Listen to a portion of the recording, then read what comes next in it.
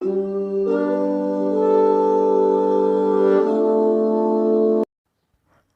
नमस्ते, प्रणाम, का हाल बा? कैसन बानी जी भैया सबे? रउआ सभे के बीच एक बार फिर से स्वागत बाटे हमारे चैनल विश्वास शक्ति फिल्म्स में। रउआ सब के बीच हम हाजिर हो चुकल बानी एक और नए अपडेट के साथ। ई अपडेट का बा, कैसन बा, ई बतावे से पहले रउआ सबके हम बता देवल चाहतनी।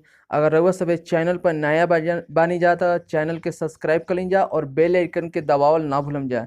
चले जा हम वीडियो के आगे बढ़ावतन जा। रउआ सब के चहेता गायक और अभिनेता प्रमोद प्रेमी जी यादव किए एक बहुत ही सुंदर छठ पूजा के सॉन्ग आ चुकल बटे।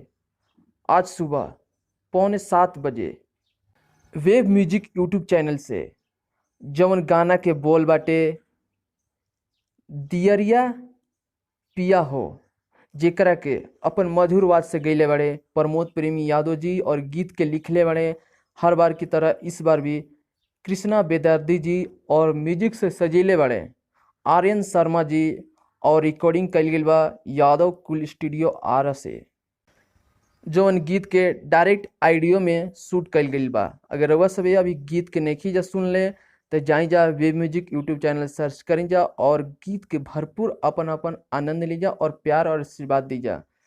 अब ऐसे ही रउआ सबके अपडेट मिलत रही, तब तक खातिर मिलत जा हम अगला वीडियो में। जय हो भोजपुरिया समाज, जय छठी मैया।